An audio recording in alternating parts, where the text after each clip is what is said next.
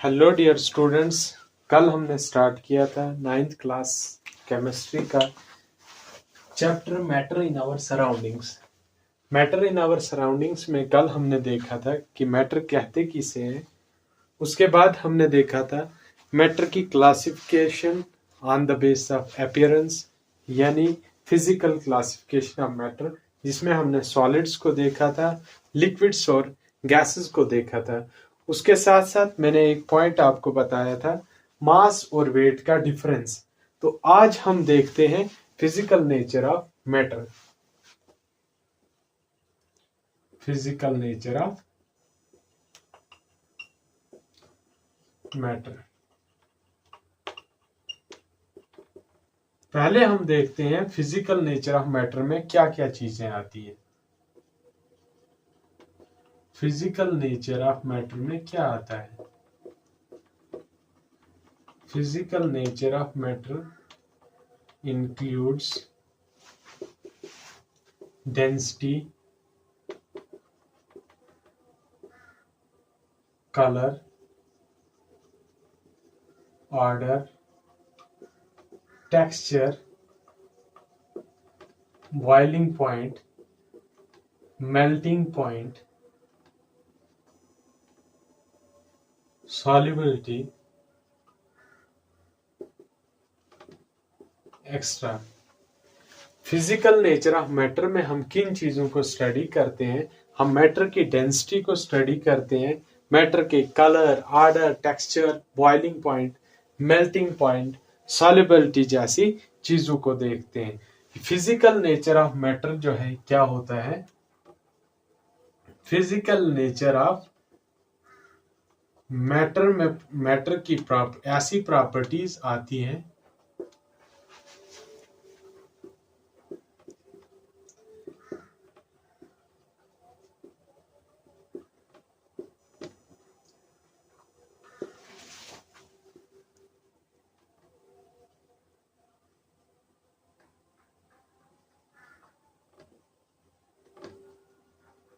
जिनको हम मेजर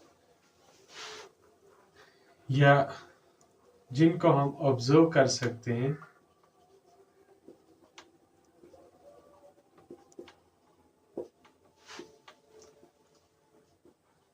जब हम कंपोजिशन मैटर की चेंज नहीं करेंगे।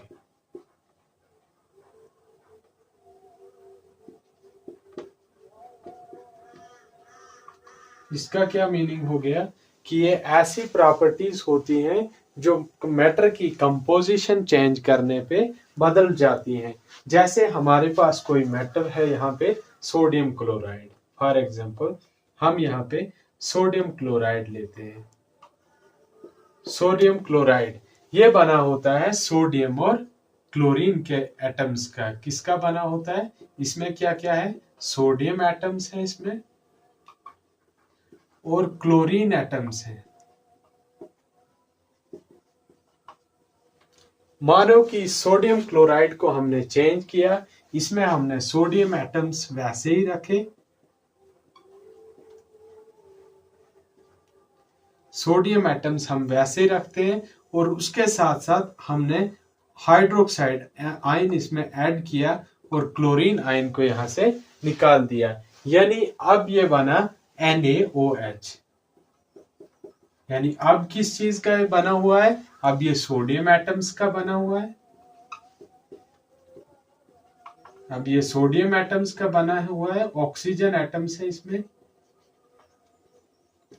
और उसके साथ साथ इसमें है हाइड्रोजन एटम्स। अब बताएं आप कि ये भी मैटर है, ये भी मैटर है, ये दोनों मैटर्स में डिफरेंस क्या है? कंपोजिशन का डिफरेंस है। यानी कंपोजिशन अगर इनकी सेम नहीं है तो इनकी जो फिजिकल नेचर है या फिजिकल जो प्रॉपर्टीज है इन दो की, वो भी बिल्कुल चेंज होगी। यही मेरे कहने का मतलब था कि physical nature of matter is that aspect of matter that can be measured और observed when the composition of matter is not changed। अगर हम कंपोजिशन चेंज करते हैं तो इसका मैटर का फिजिकल नेचर भी चेंज हो जाता है। उसके बाद हम देखते हैं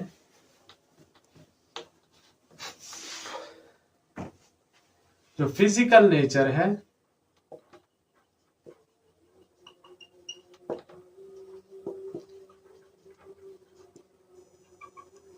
ये डिपेंड नहीं करता है अमाउंट ऑफ मैटर पे। अमाउंट ऑफ मैटर पे ये डिपेंड नहीं करता है। यानी सोडियम क्लोराइड, जैसे मैंने एग्जांपल ली थी, सोडियम क्लोराइड की अगर अमाउंट हम कम रखेंगे तो उसमें भी उसकी फिजिकल कंपोजिशन, ये फिजिकल नेचर सेम होगा। और सोडियम क्लोराइड की अगर हम अमाउंट बढ़ाते हैं तो फिर भी अगर उसका फिजिकल नेचर हम ऑब्जर्व करते हैं तो फिजिकल नेचर सेम होगा। फिजिकल नेचर चेंज कब होगा? जब उसकी कंपोजिशन हम चेंज करते हैं।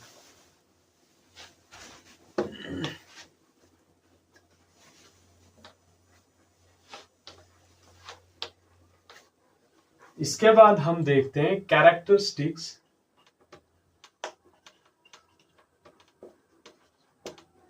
Of particles of matter. यानी मैटर जिन पार्टिकल्स से बना है उन पार्टिकल्स की हम कैरेक्टरिस्टिक देखते हैं। मैंने कल भी आपको कहा था कि मैटर जो है वो बना होता है टाइनी पार्टिकल्स का, छोटे छोटे जर्रों का बना होता है। मैटर किसका बना होता है? टाइनी पार्टिकल्स का बना होता है, छोटे छोटे जर्रों का बना होता है। इतने छोटे होते हैं जर्रे, इनको हम अपनी आईज से भी नहीं देख सकते हैं। इन जर्रों को हम अपनी आईज से भी नहीं देख सकते हैं। तो ये जो पार्टिकल्स होते हैं मैटर के, जिनको हम अपनी आईज से भी नहीं देख सकते हैं, इन पार्टिकल्स के बिहेवियर पे डिपेंड करता है कि हमारे मैटर की स्टेट क्या होगी। इनके बिहेवियर पे डिपेंड करता है मैटर की स्टेट क्या होगी। और उसके साथ साथ मैटर की प्रॉपर्टीज यानी फिजिकल प्रॉपर्टीज और केमिकल प्रॉपर्टीज को भी ये डिटरमाइन करता है। किसका बिहेवियर? मैटर के पार्टिकल्स का बिहेवियर डिटरमाइन करता है कि मैटर की फिजिकल और केमिकल प्रॉपर्टीज कैसी होंगी और मैटर का स्टेट यानी मैटर सॉलिड होगा या लिक्विड होगा या गैस होगा, उस पे किसका इन्फ्लुएंस है? मैटर के पार्टिकल्स का। मैटर के पार्टिकल्स का जो बिहेवियर होगा उसी से हम पता लगा सकते हैं कि ये सॉलिड है, मैटर सॉलिड है या लिक्विड है या गैस है। चलिए हम पहला कैरेक्टरिस्टिक देखते हैं इन पार्टिकल्स की।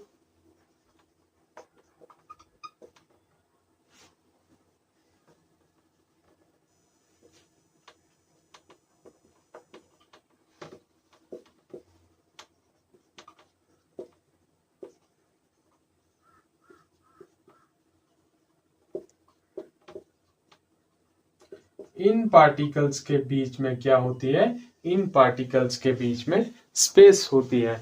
कल भी मैंने कहा था कि पार्टिकल्स, जिन पार्टिकल्स से मैटर बना होता है उन पार्टिकल्स के बीच में इंटर पार्टिकल स्पेस होती है। जो स्पेस सबसे कम सॉलिड्स में होती है, सॉलिड्स के मुकाबले में लिक्विड्स में थोड़ा ज्यादा और गैसेस में बहुत ज्यादा होती है। पार्टिकल्स के बीच में क्या होती है? पार्टिकल्स के बीच में स्पेस होती है। और इसी स्पेस की वजह से यही स्पेस कंसेप्ट बनता है सॉल्युबिलिटी के लिए। ये स्पेस कंसेप्ट बनता है, पार्टिकल्स के बीच में इंटर पार्टिकल स्पेस है, ये एक कंसेप्ट बनता है सॉल्युबिलिटी के लिए। यानी सॉल्युबिलिटी इन्हीं इंटर पार्टिकल स्पेस की वजह से होती है। सॉल्युबिलिटी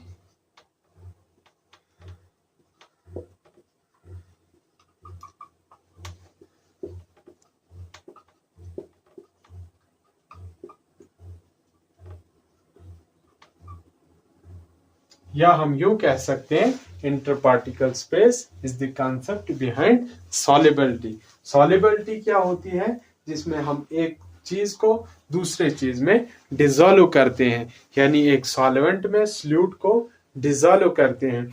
जब सॉल्वेंट में हमने सोल्यूट ऐड किया तो वहां पे सॉल्वेंट के जो पार्टिकल्स के बीच में जगह होती है यानी इंटर पार्टिकल स्पेस होती है, उसमें सॉल्यूट अपनी जगह बना लेता है, यानी उस इंटर पार्टिकल स्पेस के अंदर सॉल्यूट चला जाता है। जैसे हम यहाँ पे एग्जांपल लेते हैं वाटर और शुगर की। वाटर और शुगर से हम एक सॉल्यूशन बना रहे हैं। इसमें जिस चीज की अमाउंट या क्वांटिटी ज्यादा होती है उसको हम बोलते हैं सॉल्वेंट। उसको क्या कहते हैं? सॉल्वेंट। और जिसकी क्वांटिटी कम होती है उसको हम बोलते हैं सोल्यूट। अब जब इस सॉल्वेंट में हमने ये सोल्यूट ऐड किया तो यहाँ पे बनेगा एक सॉल्यूशन। किस चीज का सॉल्यूशन बनेगा? वाटर एंड शुगर का। वाटर एंड शुगर का हमने एक सॉल्यूशन बनाया। अब इस वाटर एंड शुगर का जो सॉल्यूशन है, इसकी जो लेवल होती है वो बिल्कुल उतनी ही होती है जितनी वाटर अकेले की। अगर आपने गिलास में वाटर लिया और उसमें आपने चीनी ऐड की तो उस वाटर की लेवल बराबर उतनी ही रहती है जितनी पहले थी। क्यों उतनी ही रहती है? क्योंकि चीनी कहाँ जाती है? वो इंटर पार्टिकल स्पेस में इंटर करती है, यानी वाटर के पार्टिकल्स के बीच में जो स्पेस थी उसमें हमारी ये चीनी इंटर करती है। इसी वजह से वहां पे वाटर की जो लेवल है वो राइज नहीं होती है।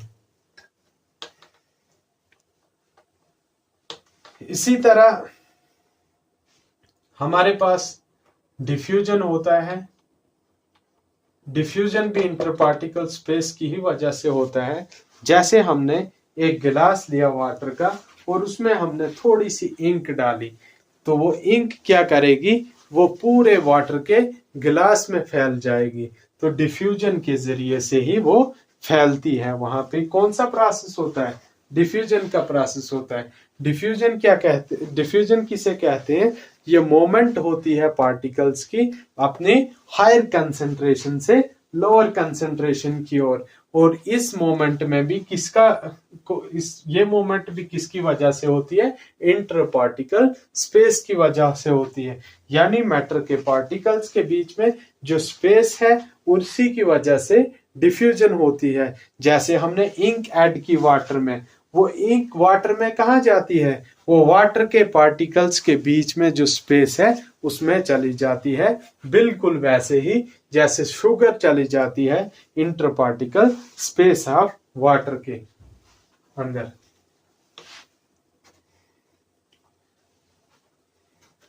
नंबर सेकंड पॉइंट हम लिखते हैं।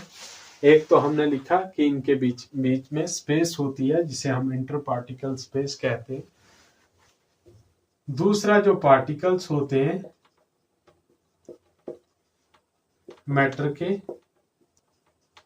वो मोशन में रहते हैं, यानी वो एक जगह, जो मैटर के जो टाइनी पार्टिकल्स जिनसे मैटर बना होता है वो एक जगह नहीं रहते हैं, वो कंटिन्यू मोशन में रहते हैं। वो मोशन किसकी वजह से होती है इनमें? ये मोशन होती है इनमें काइनेटिक एनर्जी की वजह से। काइनेटिक एनर्जी क्या होती है? ये ऐसी एनर्जी होती है जो किसी भी चीज के पास आती है उसके मोशन की वजह से। यहाँ पे भी हमारे जो पार्टिकल्स होते हैं वो मोशन में रहते हैं और इसी काइनेटिक एनर्जी की वजह से वो मोशन में रहते हैं। और जब हम इस मैटर को टेम्परेचर देंगे यानी इसका टेम्परेचर बढ़ाएंगे, तो टेम्परेचर बढ़ाने से क्या होगा? ये काइनेटिक एनर्जी भी बढ़ जाएगी। और काइनेटिक एनर्जी बढ़ने की वजह से क्या होगा कि इन पार्टिकल्स की जो मोशन है वो भी ज्यादा हो जाएगी। इन पार्टिकल्स की, जिन पार्टिकल्स से ये मैटर बना है, उनकी जो मोशन है वो भी राइज हो जाएगी। नंबर थर्ड पॉइंट जो इसमें है, nature of characteristics of particles में, कि इन पार्टिकल्स के पास क्या होता है?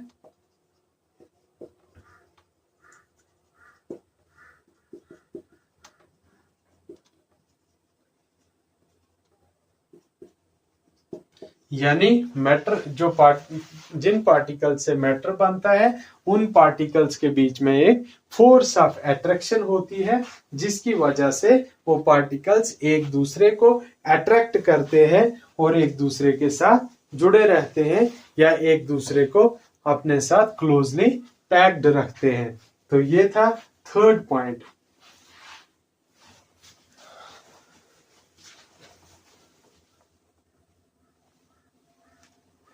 स्टूडेंट्स, आपकी वीडियो लगभग 15 मिनट्स की बन चुकी है, तो मुझे लगता है आज के लिए इतना काफी है। हम अपने आगे आने वाले लेक्चर्स में कंटिन्यू करेंगे।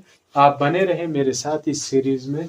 चैनल को ज्यादा से ज्यादा सब्सक्राइब करें और वीडियोस को ज्यादा से ज्यादा शेयर करें।